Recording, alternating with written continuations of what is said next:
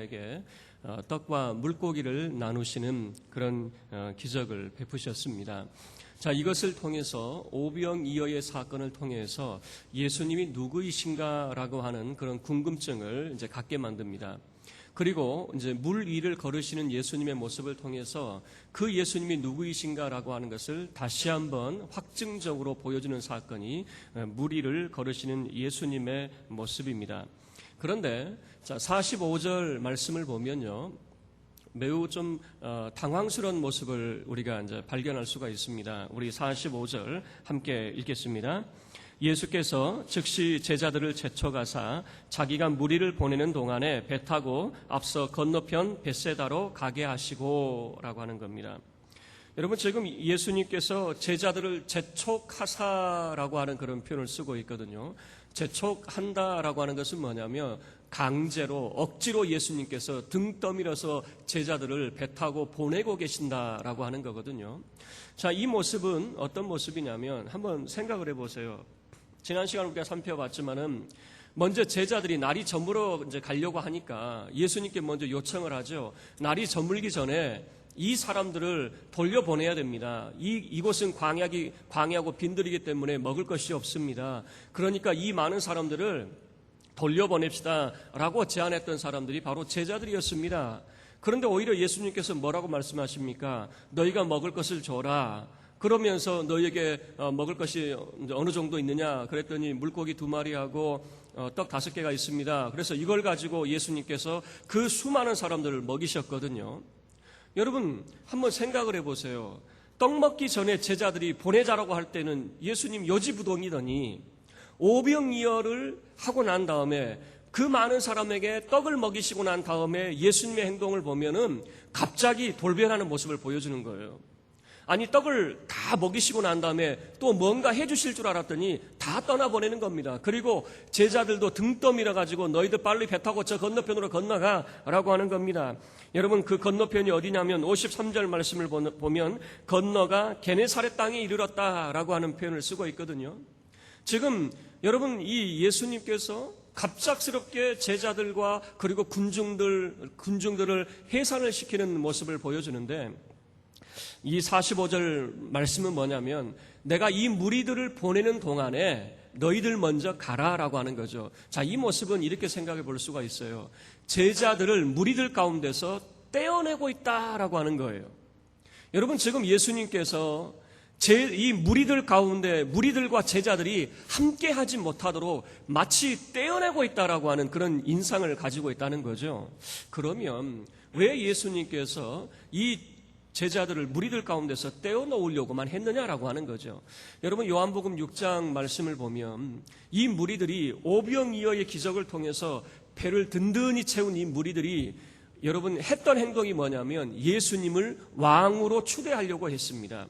자기들 배가 부르니까 이거 예수님이 우리의 왕 되시기에 충분하다라고 하는 거죠. 그래서 지금 그 분위기는 여러분 오병이어를 기적한 사람들의 그 분위기는 뭐냐면 지금 당장이라도 예수님을 왕으로 옹립하고 예수님을 왕으로 추대하고자 하는 그런 분위기, 그런 조짐이라고 하는 거죠. 여러분, 제자들의 모습은 어떻겠습니까? 제자들의 마음은 여러분, 지금까지 예수님을 쫓아왔지만 사실 제자들이 예수님을 쫓는 목적이 또 마음 한켠에는 그런 마음이 있지 않았겠습니까? 예수님이 왕으로 추대가 되면 우리가 각자 한 자리 차지해서 정말 하나님의 나라를 멋지게 우리가 한번 건설해 보겠다라고 하는 그런 욕심들이 그들 가운데 있지 않았겠습니까? 여러분, 예수님께서는 이 무리들 가운데에서 예수님을 왕으로 추대하려고 하는 이 무리들 가운데서 제자들을 완전히 떼어놓습니다. 그리고 이 제자들을 배 타고 빨리 건너가도록 예수님께서 재촉해서 제자들을 배 태워 보내시게 되는 겁니다. 여러분, 그리고 난 다음에 이 제자들의 모습을 보면은 이 제자들이 큰 이제 바람을 마주하게 되거든요. 오늘 45절부터 52절까지 여기서 반복적으로 또는 생략되어 있는 그런 사건 하나가 있는데, 여러분 이 사건 중에는 베드로가 물 위를 걷다가 물속에 풍덩 빠지는 그런 사건이 생략이 되어 있습니다. 그래서 이 제자들의 모습 가운데에서 무엇이 강조가 되어 있냐면 바람이라고 하는 것이 강조가 되어 있습니다. 여러분 이 바람이 왜 중요하냐면 이 바람을 통해서 제자들의 마음 상태를 고스란히 드러내고 있기 때문에 그렇습니다. 자, 우리 제자들의 마음 상태가 어떤 상태였는가라고 하는 것을 살펴보도록 하겠습니다. 자, 48절 말씀 우리 함께 읽도록 하겠습니다. 48절입니다. 바람이 거스름으로 제자들이 힘겹게 노젓는 것을 보시고 밤 사경쯤에 바다 위로 걸어서 그들에게 오사 지나가려고 하시매 라고 하는 거죠. 여러분 예수님께서 제자들을 보내실 때는 이제 해가 저물기 전에 제자들을 보내셨거든요. 그런데 밤 사경이라고 하는 것은 몇 시를 말하냐면 새벽 3시에서 새벽 6시 사이를 말하거든요. 여러분 제자들은 진작에 이 바다 건너편에 갈릴리 호수 건너편에 도착하고도 남을 그런 시간인데 바다 한가운데 지금 떠 있다라고 하는 겁니다. 바다 한가운데 떠 있는 이유가 뭐냐면 지금 48절에서 바람이 거스름으로라고 하는 겁니다. 이것을 쉽게 이야기하면 맞바람을 지금 맞고 있다라고 하는 겁니다. 오늘날 시대야 동력이 있으니까 기계의 힘으로 맞바람이 불어도 쭉 갈 수 있지만 옛날 시대를 생각해 보세요. 순전히 사람의 힘으로 이제 가야 되는데 맞바람이 계속 부는 거예요. 여러분 마가복음 4장에서 부는 바람하고 조금 다릅니다. 마가복음 4장에서 부는 바람은 큰 풍랑이 이제 불게 되어져서 제자들이 겁안 죽을 지경까지 이제 맞이하게 되어졌다면 이 마가복음 6장에서 부는 바람은 맞바람이에요. 그저 제자들을 힘겹게 만드는, 매우 힘들게 만드는 그런 바람이었다라고 하는 거죠. 여러분 맞바람을 맞이하고 있는 이 제자들의 모습을 어떻게 소개를 하고 있냐면 힘겹게 노젓는 것을 이라고 하는 표현을 쓰고 있습니다. 힘겹게 노를 젓고 있다라고 하는 것이죠. 여러분 이 모습이 한번 상상이 되십니까? 아무리 노를 저어도 앞으로 전진이 안 되는 거예요. 왜 그렇습니까? 맞바람이 계속해서 불고 있으니까 도무지 진척을 보이지 않는 것이죠. 노를 저으면 앞으로 쭉 나아가줘야 되는데 앞으로 나아가지 못하고 밤 이제는 해가 뜨기 직전이 되어졌는데도 여전히 바다 한가운데 떠있는 이 제자들의 모습을 성경이 보여주고 있는 거죠. 여러분 저는 이렇게 한번 생각을 해봤어요. 아니 왜 힘겹게 노를 저을까? 여러분 힘겹게 노 저을 필요가 없잖아요. 한참 가고 있는데 맞바람이 와가지고 도무지 앞으로 갈 수 없으면 그냥 물러나면 되는 거 아니겠습니까? 제 생각이 너무 단순하죠. 저는 사고가 참 단순합니다. 궁금하면 질문을 던지고 그리고 왜 그럴까 이제 파헤치면 그만 아니겠습니까? 제 생각은 그런 생각이 드는 거예요. 아니 한참 노를 젓는데 힘이 들어요. 그러면 바람에 그냥 맡겨가지고 뒤로 물러났다가 바람이 멈추면 다음날 출발하든가 그 다음날 출발하든가 또다시 출발하면 되지 않습니까? 마침 예수님도 아직 출발하지 않고 그 무태 계시기 때문에 나중에 예수님 모시고 다시 가자 그러면 되잖아요. 그런데 제자들은 여전히 힘겹게 노를 젓고 있다라고 하는 겁니다. 왜 힘겹게 노를 젓고 있겠습니까? 이유는 간단합니다. 그들에게는 목적이 있기 때문에 그래요. 만약에 내게 목적이 없다면은 그냥 물러나면 되는 거예요. 어려우면 피하면 되는 것이고 바람 불면 안 가면 되는 것이고 비 오면 멈추면 되는 것이고 목적이 없으면 그래요. 그런데 왜 비바람을 맞으면서까지 큰 그런 바람을 거스르면서까지 왜 가야만 되느냐? 목적이 있기 때문에 가야만 된다라고 하는 거죠. 여러분 우리 인생을 보면 왜 힘에 겹습니까? 목적이 없으면 힘에 겨울 일이 하나도 없을 것 같아요. 자녀가 말썽을 부립니까? 공부를 안 합니까? 사고를 칩니까? 목적이 없으면 네가 그러든가 말든가. 그러다가 정신 차리면 좋고 안 차리면 말고. 여러분 이런 생각이면은 걱정할 부모 하나도 세상에 없어요. 그런데 부모가 왜 걱정을 합니까? 부모에게는 자녀가 잘 되기를 바라는 목적이 있거든요. 어떻게 하든지 이 자녀들이 이 세상을 살아갈 때에 정말 이 남부럽지 않게 살아갈 수 있도록 그런 삶을 살기를 바라는 게 부모 마음이기 때문에 그런 목적이 있기 때문에 힘겨운 거예요. 자녀가 공부를 못하거나 아니면은 사고를 칠 때 여러분 그렇지 않겠습니까? 한번 생각을 해보세요. 저도 시내를 나가보면요, 수많은 사람이 막 후다닥 지나갑니다. 그 많은 사람이 지나가는데 간혹 그 자리에 멈춰가지고 그런 생각을 해봐요. 저 많은 사람들이 무슨 이유 때문에 이렇게 오고 갈까? 여러분, 저는 이제 시내 나가면 이런 생각을 하거든요. 밀려가는 것 같아요. 얼마나 사람이 많은지 서 있기조차 힘들고 막 떠밀려가는 것 같거든요. 그리고 간혹 가다가 이제 2호선 같은 거 우리 지하철 출퇴근 시간에 맞춰서 타면은 저도 그런 경험을 해봤거든요. 내 앞에 사람이 너무 많아요. 그래서 이거는 못하겠다. 그 다음 차 타야지 하고 팔짱 끼고 가만히 있는데 제가 어느 순간 객차 안에 있는 거예요. 누가 제 허리를 잡더니 쑥 집어넣더라고요. 아니 내가 분명히 나는 다음 차 타야지 마음 먹고 이렇게 이게 팔짱 끼고 있는데 아니 왜 객차 안에 있냐고요? 들어가더라고요. 뒤에서 누군가 밀어버리니까.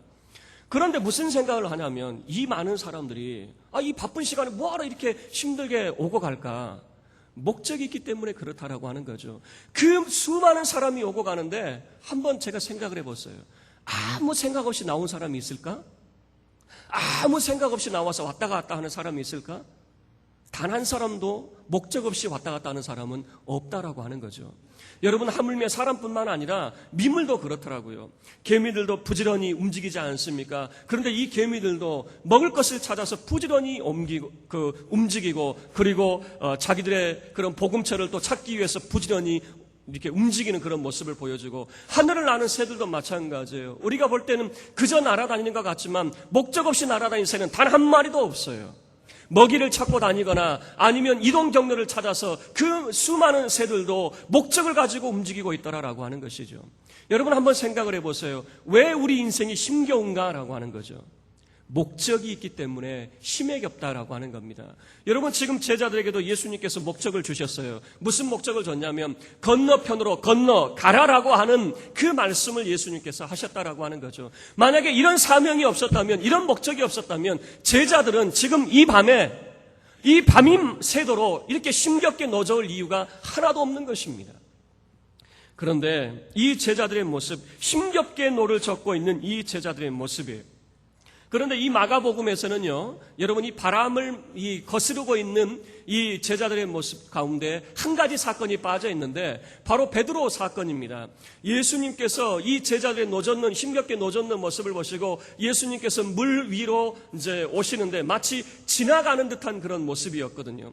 이 예수님께서 그들 가운데 다가오실 때에 제자들이 무엇라고 여겨졌냐면 유령으로 그렇게 생각을 하게 됩니다. 깜짝 놀라가지고 모든 제자들이 유령이다 소리를 치게 되는 거죠. 왜 여러분 유령이라고 소리를 쳤을까요? 사람이 물 위로 새벽에 생각을 해보세요. 새벽에 하얀 옷 입은 사람이 뚜벅뚜벅 걸어온다고 생각을 해보세요. 어떤 사람은 이렇게 이야기를 하더라고요. 사람이 물에 빠지지 않을 수 있는 방법이 있대요. 예수님처럼 물 위를 걸을 수 있는 방법이 있대요. 그 방법이 뭐냐 그랬더니 오른발이 빠지기 전에 왼발을 잽싸게 내딛는 거래요. 그리고 왼발이 빠지기 전에 오른발을 잽싸게 내딛는데요. 그러면 안 빠진대요. 그런 말을 누가 못합니까? 여러분, 그런 말은 누가 못하겠어요. 어쨌든 예수님께서 물 위를 걸어서 제자들을 지나가려고 하는 그런 모습을 보여준다는 거죠. 제자들이 느끼기에는 예수님께서 그 배로 곧장 다가오시는 모습이 아니라 지나가는 듯한 그런 모습으로 인식을 하게 되는 거죠. 여러분, 그 새벽에 얼마나 놀랐으면 유령이라고 소리를 칩니다. 그런데 여러분, 어부들에게는 내려오는 전설이 있죠. 우리들도 물가에 가면 사람이 이제 물가에서 수영을 하다가 왜 빠져 죽습니까? 저도 어렸을 때에 내려오는 전설을 들었어요. 한탄강이 왜 한탄강이냐? 수많은 사람이 죽어가지고 한탄강이다. 저도 할머니한테 그 소리 많이 들었거든요. 믿거나 말거나. 지금 생각하면 그게 근거가 있습니까? 그런데 그런 강이 한탄강이래요. 그리고 사람이 빠져 죽을 때 왜 빠져 죽은지 아냐? 밑에서 귀신이 다리를 자꾸 당긴다는 거예요. 저는 어렸을 때 그걸 꼬박 믿었네요. 진짜 그런 줄 알고. 그런데 저도 이제 물에 빠져 죽을 뻔했는데 보니까 뭐냐면은 그런 것 같아요. 이게 수온차가 물 밑으로 가면 갑자기 차가워지더라고요. 그래서 저도 이렇게 물에 빠져 죽을 뻔했는데 갑자기 물에 차니까 아무 생각이 안 나요. 올라가야 되는데 어떻게 해야 될지 갑자기 물이 차가워지니까 진짜로 누가 밑에서 땡긴 것 같은 그런 생각도 들고 두려움도 들고, 그러니까 어떻게 해야 될지를 모르겠는 거죠. 여러분, 지금 제자들은 어부들입니다. 그들 가운데는 내려오는 전설이 있겠죠. 어부들을 죽이는 자가 누구냐면 그런 어부들을 유혹해서 그 어부들을 물속에 빠져 죽이는 그런 전설들도 그들도 알고 있었겠죠. 그런 전설을 알고 있는 어부들이 여러분 흰 물체가 다가온다고 생각을 해보세요. 그걸 보고 주님이라고 인식할 사람이 누가 있겠습니까? 그래서 유령이라고 크게 소리를 지르게 되는 거죠. 그때 예수님께서 말씀하시죠. 내니 두려워 말라 안심하라 라고 말씀을 합니다. 어떤 신학자는 이렇게 이야기합니다. 내니라고 하는 이 표현을 뭐라고 표현하냐면 하나님께서 자기 자신을 소개할 때 누구라고 소개하냐면 나다라고 하는 소개를 하거든요. 여러분, 나는 스스로 있는 자니라 라고 하는 표현은 뭐냐면 나다라고 하는 그런 표현이란 말이에요. 여러분, 이것을 우리가 길게 풀어놓으니까 나는 스스로 있는 자다라고 표현하거든요. 한마디로 이야기하면 나다. 근데 예수님께서도 마찬가지입니다. 나다라고 하는 그런 표현을 쓰죠. 우리가 전화를 할 때 어떻게 합니까? 우리가 전화를 걸 때 상대편에서 여보세요? 누구세요? 라고 물어보면 여러분, 내가 모르는 사람에게 전화할 때는 저 어디 사는 누구인데요? 라고 말을 하지만 내가 잘 아는 사람에게는 어떻게 표현합니까? 나다. 이 말 한마디면 돼야 안 돼요? 이 말 한마디면 되잖아요. 나다 그러면 그분이 누군지 다 알잖아요. 그게 바로 자기 존재라고 하는 것이거든요. 하나님도 우리 인류에게 하나님이 어떤 분인지를 알리실 때에 나다라고 하나님께서 알리셨단 말이에요. 그런데 그 하나님을 여러분 인류는 인식할 수 있어요. 그 하나님이 나다라고 말씀을 하셔도, 왜냐하면 자녀는 그 부모를 알고 양은 그 주인의 음성을 알거든요. 그래서 나다라고 말씀할 때에 그가 누구인지 알게 되고 인식하게 된다라고 하는 겁니다. 예수님께서 내니 두려워 말라라고 예수님께서 말씀을 하시는 겁니다. 나다라고 예수님께서 말씀하시죠. 여러분, 그러면서 이제 한 가지 빠져있는 이제 베드로가 주님이라고 하는 그 말을 듣고 너무나도 감격스러웠어요. 여러분, 베드로만큼 예수님을 사랑한 제자가 없었습니다. 베드로는 정말 다혈질적인 그런 인물이었던 것 같아요. 아무 생각이 없는 사람이었던 것 같아요. 여러분, 신앙은 제가 볼 때는 때로는 아무 생각 없이 신앙하는 사람들이 저는 참 옳다라고 하는 생각을 하게 됩니다. 어떤 사람들은 일이 재고 절이 잽니다. 이 도마 같은 사람은 예수님이 부활하셨다고 하는데 내가 손에 내 손가락 넣어보고 그 허리춤에 내가 넣어보지 않고는 내가 믿을 수 없다. 일이 재보고 절이 재보고. 여러분, 그런 태도도 필요하겠죠. 그런데 여러분, 베드로 같은 사람은 누가 주님이다라고 이야기하면 묻지도 않고 따지지도 않고, 그래? 예수님이라고 하는 그 말에 다른 사람들은 다 배 안에 가만히 있는데 베드로는 뭐라고 요청을 합니까? 주님이시다면 나로 하여금 주님께로 갈 수 있도록 허락해 주십시오라고 이야기하거든요. 그러니까 주님이 오라라고 말씀을 하세요. 그러니까 당장에 물에 뛰어내려가지고 베드로가 예수님께 다가가지 않습니까? 여러분, 최초에 예수님 외에 무리를 걸은 사람이 누구입니까? 베드로 아닙니까? 여러분 한번 생각을 해보세요. 이런 베드로같이 정말 한심한 인간이 어디 있냐, 이렇게 우리는 말해볼 수 있잖아요. 베드로같이 참 의심해가지고 물속에 빠져가는 사람이 어디 있느냐. 그런데 베드로처럼 무리를 걸어보셨어요? 단 몇 발자국이라 할지라도 걸어보긴 하셨냐 그 말이에요. 걸어보기라도. 베드로는 걸어보기라도 했지요. 여러분, 때로는 우리가 정말 베드로는 너무 단순한데, 정말 제가 이 베드로를 통해서 정말 본받고 싶은 것은 뭐냐면 너무 단순하다는 거예요. 주님이라고 하는 그 말에 너무나도 단순하다 그 말이죠. 여러분, 예수님을 사랑하는 그 마음이 베드로에게 너무 단순해요. 나중에 부활하신 예수님께서 갈릴리 바다에서 고기 잡고 있을 때 이 무태 계신 분이 예수님이라고 하는 그 소리를 요한이 해주잖아요. 그러자 그 소리를 듣자마자 당장에 물로 뛰어든 사람이 누구입니까? 베드로거든요. 그 예수님이라는 소리만 듣기만 하면 당장 예수님께 달려간 사람이 누구냐면 베드로였어요. 다른 것 보지 않고 주님만 바라보고 달려가는 사람이 베드로였습니다. 그런데 이 베드로가 어떻게 물속으로 빠져갑니까? 빠져가는 것이, 우린 생각할 때 이렇게 빠져갈 수 있죠. 서서히.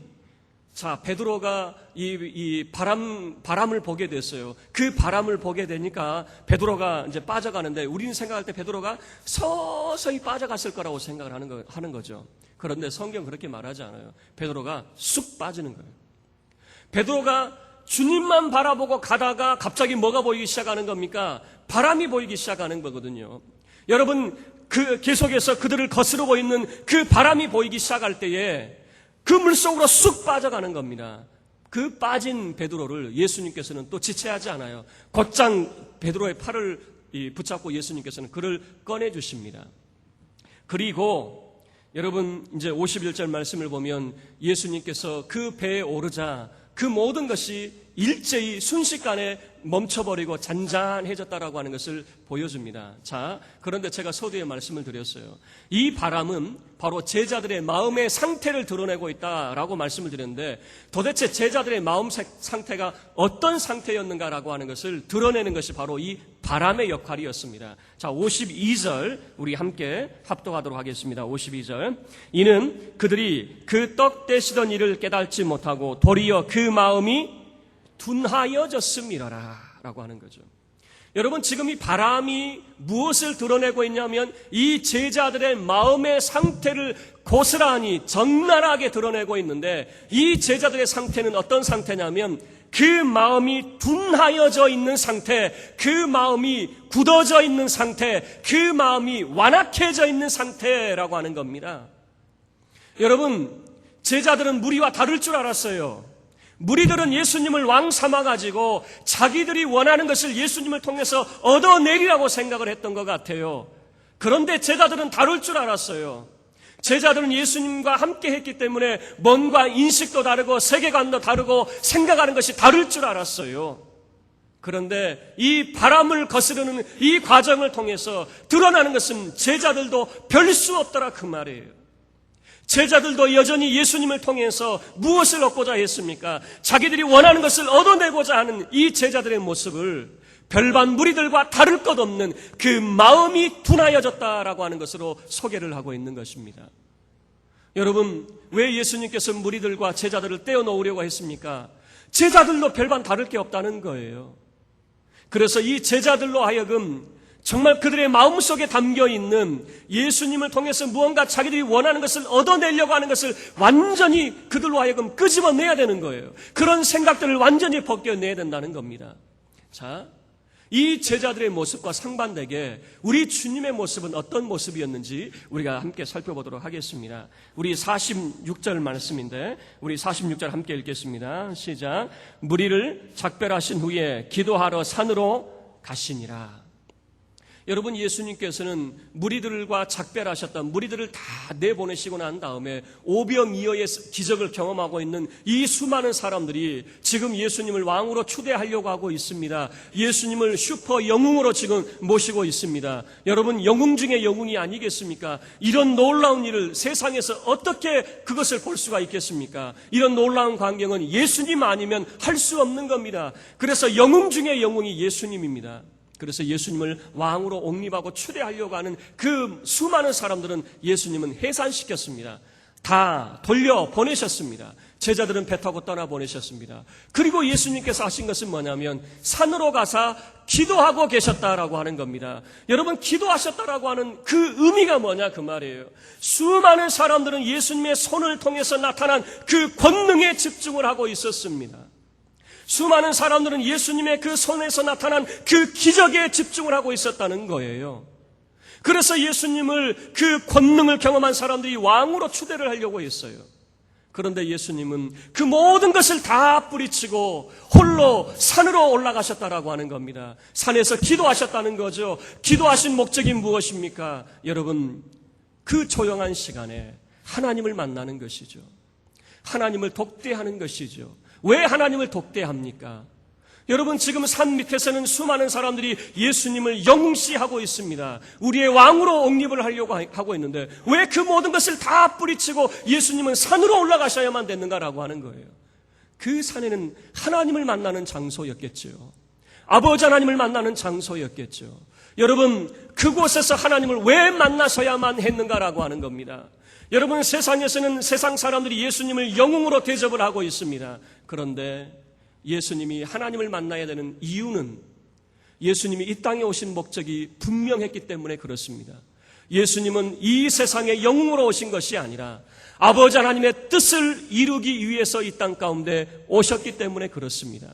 여러분, 사람들이 예수님을 왕으로 섬기려고 하나, 여러분, 하나님도 예수님을 왕으로 세우시지 않습니까? 도대체 뭐가 다릅니까? 사람이 예수님을 왕으로 세우는 거나 하나님이 예수님을 왕으로 세우는 거나 도대체 뭐가 다릅니까? 둘 다 왕이지 않습니까? 그런데 달라요. 세상이 세우는 왕은 영웅으로서의 왕이었다면 하나님이 세우신 그 왕은 고난의 왕이요, 순종의 왕이요, 자기 자신을 십자가에서 죽임으로 그 몸을 찢어 정말 자기의 희생으로 세우는 왕이 바로 희생의 왕이었고 순종의 왕이었습니다. 여러분, 예수님은 기도하러 산으로 올라가셨습니다. 수많은 군정이 예수님을 쫓아다니면서 자기의 필요를 채워줄 뿐으로 예수님을 바라보고 있을 때에 정말 예수님의 그 손만 바라보고 있었겠죠. 그 손에서 행해지는 권능만 바라보고 있었겠죠. 그러나 주님은 누구를 바라보고 있는 겁니까? 아버지 하나님을 바라보고 있는 것입니다. 여러분, 여기에서 정말 여러분, 한 가지 우리가 깨달아야 될 것은 무엇이냐면 오늘도 마찬가지예요. 오늘도 수많은 여러분 하나님의 백성들이 주님의 손만 바라보고 있는 사람들이 있어요. 그 손에서 나타나는 병 고치는 은사, 오병이어의 역사, 정말 그 손에서 나타나는 기사와 기적, 그리고 권능, 그 손만 바라보고 있는 사람들이 있더라라고 하는 거죠. 그러나 예수님께서 정말 원하셨던 것은 뭐냐면 내 손 보지 말고 나를 보내신 아버지 하나님을 바라보기를 원하고 있다라고 하는 것이죠. 여러분, 그래서 예수님은 자기 손을 바라보고 있는 수많은 사람들 다 뿌리치고 심지어 제자들도 그 무리 가운데서 떼어놓으시고 그분은 산으로 올라가서 하나님 아버지와 독대하는 모습을 보게 되는 것이죠. 여러분, 뿐만 아니라 48절 모습을 보면요, 우리 48절 제가 읽겠습니다. 바람이 거스름으로 제자들이 힘겹게 노젓는 것을 어떻게 하시고요? 보시고라고 하는 표현이 있습니다. 여러분이 보시고라고 하는 표현은 뭐냐면 단 한 번 봤다는 게 아니에요.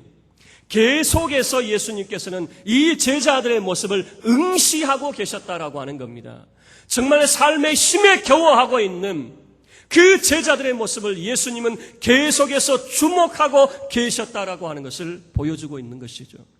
여러분, 우리는 우리 인생이 심에 겹다라고 이제 말할 수 있어요. 심에 겨운 이유는 목적이 있기 때문에 그렇죠. 내가 원하는 것이 있기 때문에 심에 겹죠. 그러나 여러분, 그 모습을 우리 주님이 관가하고 계시는 것이 아니라 우리 주님도 계속해서 주목하여 보고 계시더라라고 하는 겁니다. 그래서 그들을 향해서 달려오시는 우리 주님의 모습을 보세요. 마치 제자들이 볼 때는 지나가시는 듯한 모습은 얼마나 빠른 걸음으로 제자들을 향해서 달려오고 계셨는지를 보여주거든요. 그리고 그 주님께서 제자들이 탄 배에 오르시자마자 모든 것이 평온해졌습니다. 여러분, 우리 주님도 힘겹게 노젓고 있는 이 제자들에게 빨리 달려가고 싶은 우리 주님의 모습을 여러분 생각하시기를 바랍니다. 우리 주님도 우리 인생에 정말 심에 겨워하는 모습을 우리 주님이 그저 지켜만 보고 계시는 게 아니에요. 하루속히 여러분의 인생의 배에 예수님이 탑승하셔가지고 이 모든 상황이 잠잠해지기를 원하시는 것이 주님이다라고 하는 겁니다. 그래서 요한은 이렇게 이야기합니다. 제자들이 기쁨으로 예수님을 영접하였다라고 그렇게 소개를 하고 있습니다. 우리 주님이 힘겹게 노젓고 있는 우리 인생의 길을 걷고 있는 우리를 지금도 지켜보고 계십니다. 그리고 우리 인생 가운데 탑승하셔서 우리와 함께 하시기를 우리 주님도 원하신다라고 하는 것이죠. 여러분, 이것을 통해서 말씀을 마치도록 하겠습니다. 다른 거 다 잊으셔도 좋아요. 그러나 한 가지만 여러분 기억할 수 있기를 바랍니다.